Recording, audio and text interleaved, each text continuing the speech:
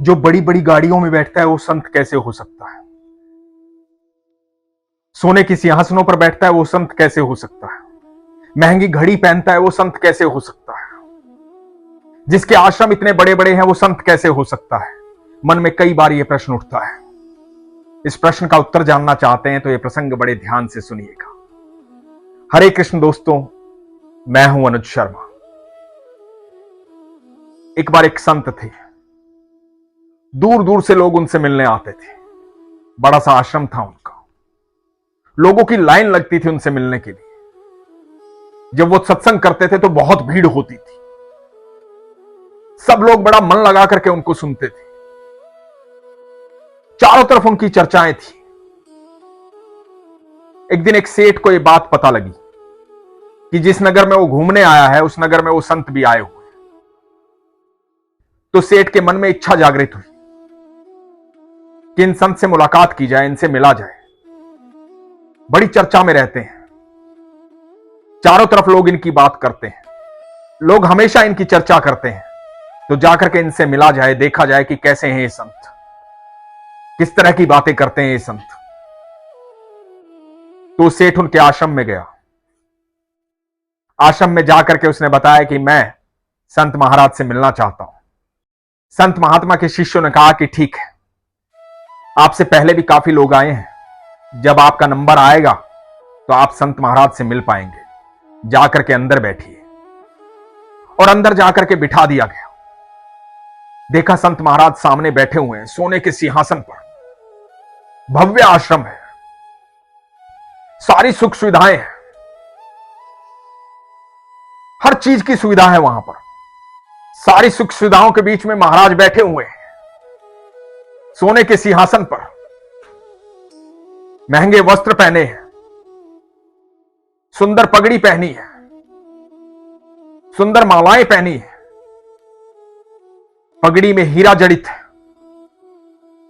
तो ये सेठ देख करके हैरान हो गया कि ये वो संत है, इनकी इतनी चर्चाएं हैं, सब लोग इनके बारे में बातें करते हैं। ये सत्संग करते हैं तो हजारों लोग सुनने आते हैं। ये संत कहां है? संत ऐसे थोड़ी होते हैं। संत तो ऐसे होते हैं जिनको किसी प्रकार की सुख सुविधा नहीं चाहिए होती है, जो सुख सुविधाओं में नहीं रहते हैं। ये संत कैसे हो सकते हैं? इस सेठ के मन में दुविधा चल रही थी, ये प्रश्न चल रहे थे। इन्हीं प्रश्नों के बीच में, इन्हीं दुविधा के बीच में उसका नंबर आ गया। जब नंबर आया तो सब अपने अपने सवाल पूछ रहे थे महाराज से। सब अपनी अपनी समस्याएं संत महात्मा को बता रहे थे और संत महात्मा उनका निवारण कर रहे थे, उनको उत्तर दे रहे थे। जब इस सेठ का नंबर आया तो इस सेठ भी पहुंचा।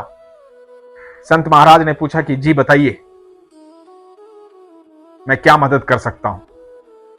सेठ मुस्कुराया और सेठ ने कहा, मेरे पास सब कुछ है, मुझे किसी चीज की आवश्यकता नहीं है। मैं आपके पास कोई इच्छा लेकर नहीं आया हूं, ना ही कोई समस्या लेकर आया हूं, लेकिन मैं एक बात जानना चाहता हूं। संत महाराज ने कहा कि बताइए। तो सेठ ने कहा कि आप इतनी सुख सुविधाओं के बीच में रहते हैं, सोने के सिंहासन पर बैठते हैं, आपकी पगड़ी में हीरा लगा हुआ है, इतनी महंगी मालाएं आपने पहनी हुई, इतने शिष्य हैं आपकी सेवा में लगे हुए हैं, बेहतर से बेहतर फल आपकी थाली में सजा हुआ है, अच्छे पकवान आपके पास आते हैं, तो आप संत कैसे हो सकते हैं? आप साधु कैसे हो सकते हैं? लोग आपकी इतनी चर्चा करते हैं, संतों के पास तो ये सब नहीं होता, तो आपके पास ये क्यों है? संत महात्मा मुस्कुराए। संत महात्मा ने कहा कि ठीक है, आपके मन में ये प्रश्न उठा है तो ये आपकी समस्या है, और इस समस्या का निवारण यह है कि मैं सब कुछ त्याग दूं, और मेरे पास जो कोई भी आता है मैं उसकी समस्या का निवारण जरूर करता हूं।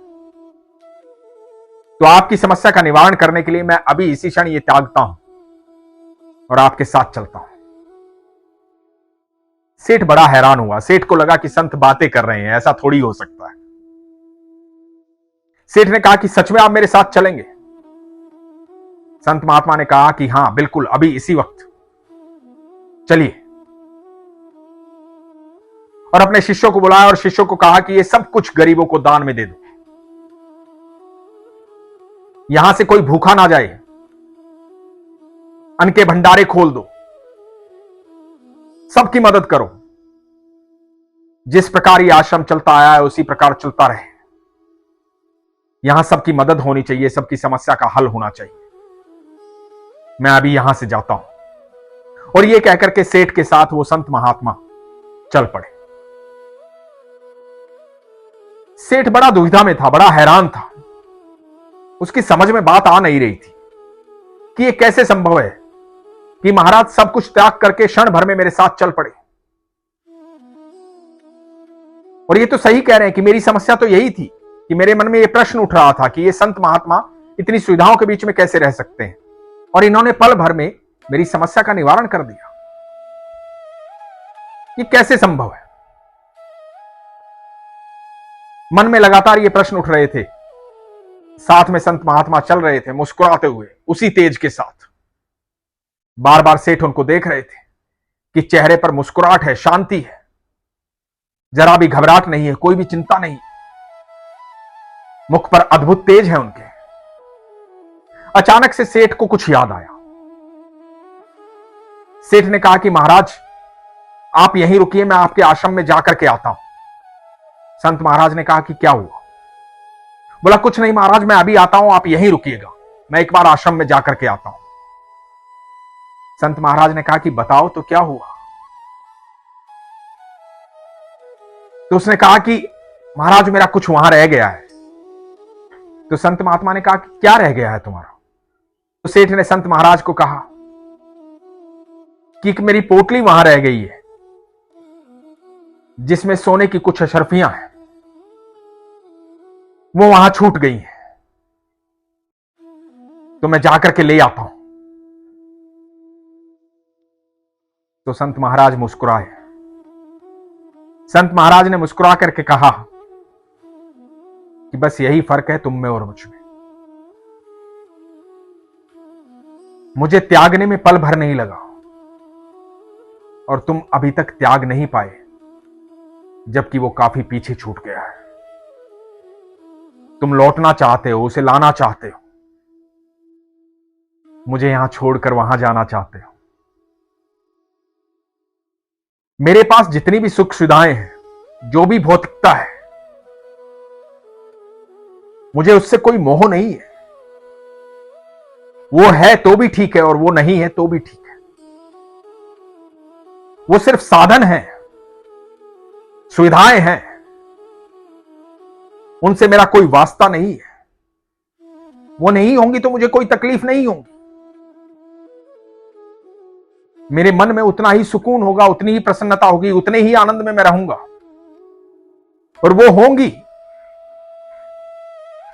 तो मुझ में कोई विकार पैदा नहीं होगा, मेरे मन को अशांत नहीं कर पाएंगी, मेरे मन को बदल नहीं पाएगी, मेरे मन में लालच पैदा नहीं कर पाएंगी। मैं तब भी उतने ही सुकून में होऊंगा, उतने ही आनंद में होऊंगा। लेकिन तुम्हारी कुछ सोने की अशर्फियां वहां छूट गई और तुम इतने विचलित हो गए कि इतनी दूर वापस लौटना चाहते हो उन्हें लाने के लिए। बस यही फर्क है तुम में और मुझ में। दोस्तों, जो संत महात्मा होते हैं ना, उनके सानिध्य में जब बैठा जाता है, उनके पास जो ज्ञान का भंडार होता है, वो ज्ञान साधारण नहीं होता, वो बहुत त्याग के बाद आता है। वो शब्द जो उनके मुख से निकलते हैं ना, वो बड़े त्याग के बाद आते हैं। वो जो उनका त्याग होता है ना, उनका जो सफर होता है, उनका जो अनुभव होता है, वो हम सबसे साझा कर रहे होते हैं।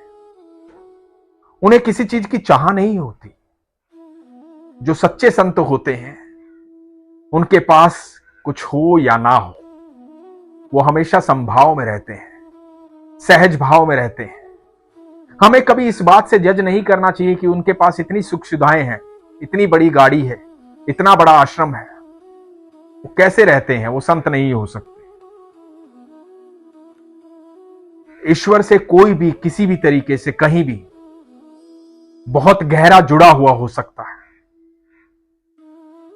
चाहे वो सुविधाओं के बीच में रहे या ना रहे, उसका संभाव में रहना जरूरी है, स्वीकार्य भाव में रहना जरूरी है, सरल भाव में रहना जरूरी है, सहज भाव में रहना जरूरी है, विश्वास में रहना जरूरी है। यदि कोई संत महात्मा आपको अच्छी शिक्षा दे रहा है तो आपको सिर्फ वो अच्छी शिक्षा ग्रहण करनी चाहिए। उनका जो स्वभाव है, उनका जो अपना कर्म है, उस कर्म के प्रारब्ध वो खुद जानते हैं, ईश्वर जानते हैं। उसमें हमारा किसी तरह का हस्तक्षेप नहीं होना चाहिए। यदि कोई सही जगह पर बैठ करके ईश्वर के सानिध्य में रहते हुए, ईश्वर की बातें करते हुए कोई गलत कर्म कर रहा है तो वो अपने प्रारब्ध तैयार कर रहा है, तो उसके प्रारब्धों की सजा उसे अवश्य मिलेगी। लेकिन हमें उनसे क्या प्राप्त करना है? सद्मार्ग, मन की शांति, वो मार्ग जो हमें ईश्वर के नजदीक लेकर जाएगा, वो मार्ग जो हमारी सारी समस्याओं का हल कर देगा। उनके शब्दों में इतनी ताकत होती है कि वो हमें ईश्वर के करीब ले जाते हैं, हमारे जीवन को बदलने की क्षमता रखते हैं। तो हमें सिर्फ वो हासिल करना है जो हमारे मन को सुकून दे, जो हमारे ईश्वर के पास हमें लेकर जाए। हमें ज्यादा जानने की आवश्यकता नहीं है। हर व्यक्ति अपने कर्मों के प्रारब्ध अवश्य काटेगा, सबके कर्मों का फल उसे मिलना है, चाहे वो अच्छा हो या बुरा हो। सबको उसके अच्छे बुरे का फल जरूर मिलना है, क्योंकि आप हर एक से बच सकते हैं लेकिन ईश्वर से नहीं बच सकते। ईश्वर की नजर में हम सब हैं और हम सब रहेंगे। हमें सिर्फ ईश्वर पर प्रगाढ़ विश्वास रखना चाहिए, सरलता में रहना चाहिए, सहजता में रहना चाहिए, संभाव में रहना चाहिए। और यदि हम संभाव में रहेंगे, स्वीकार्य भाव में रहेंगे, सुख और दुख को एक समान स्वीकार करेंगे, तो यकीन मानना हमारे जीवन में हमसे कोई सुकून नहीं छीन पाएगा, चेहरे की मुस्कुराहट नहीं छीन पाएगा, चेहरे का तेज कभी कम नहीं होगा, मन की शांति कभी दूर नहीं होगी। लेकिन इसके लिए विश्वास की आवश्यकता है। इसीलिए हमेशा कहता हूं, अपने विश्वास को मजबूत रखिए, अपना ख्याल रखिए। हरे कृष्ण।